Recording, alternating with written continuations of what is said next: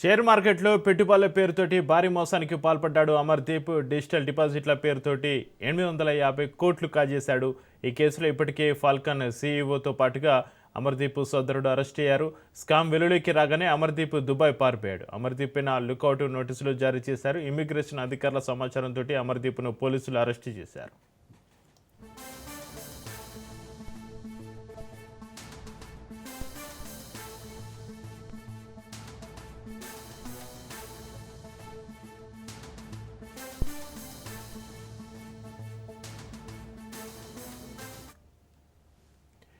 Share మార్కెట్లో పెట్టుబడుల పేరుతోటి భారీ మోసానికి సంబంధించి మరింత సమాచారాన్ని మా ప్రతినిధి పవన్ ఫోన్లైన్లో అందిస్తారు.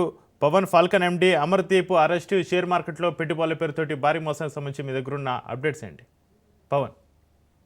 అయితే ఫాల్కన్ కేసులో పోలీసులు పురోగతి కూడా సాధించారు. ముఖ్యంగా ఈ యొక్క ఫాల్కన్ సంబంధించిన ఎండి అమర్దీప్ ను కూడా పోలీసులు అరెస్ట్ కూడా చేశారు.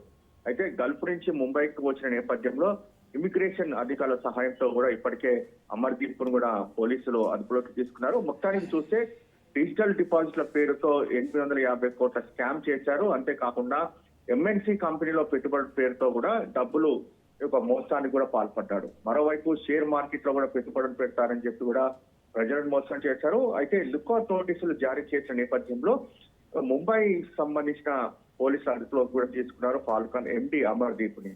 అయితే కేసుకు సంబంధించి ఇప్పటికే అన్ని కోణాలు కూడా దర్యాప్తు చేస్తున్నామన్నారు. అంతేకాకుండా ఈ డబ్బు సంబంధించిన నేపథ్యంలో ఎక్కడికి ట్రాన్స్ఫర్ చేశారు, అంతేకాకుండా ఒక డబ్బుకు సంబంధించి ఎక్కడెక్కడ పెట్టుబడులు పెట్టారు, ఎలాంటి సూట్ కేస్ కంపెనీలకు దారి మళ్లించారని దానిపైన కూడా అమర్దీప్ ని ఇప్పటికే విచారిస్తే మాత్రం చాలా కీలకమైన విషయాలు వెలుగులోకి వస్తాయని చెప్పి కూడా ప్రధానంగా ఇప్పటికే పోలీసులు భావిస్తున్న నేపథ్యంలో త్వరలో దీనికి సంబంధించి కూడా అమర్దీప్ ని కూడా విచారిస్తారు. ఎందుకంటే తెలంగాణ పోలీసులు లుకౌట్ నోటీసులు జారీ చేసిన నేపథ్యంలోనే ఇమిగ్రేషన్ సంబంధించిన అధికారుల సాయంతో పోలీసులు కూడా అదుపులోకి తీసుకున్నారు. కాబట్టి దీనికి సంబంధించి ఈ రోజు పూర్తిగా విచారణ కొనసాగించిన దాని తర్వాత మరికొంతమంది పేర్లు కూడా వెలువడే అవకాశం ఉంటుంది. కాబట్టి త్వరలో దీనికి సంబంధించి కేసు పురోగతి సాధించే అవకాశం కూడా ఉంటుంది. Right, thank you Pawan.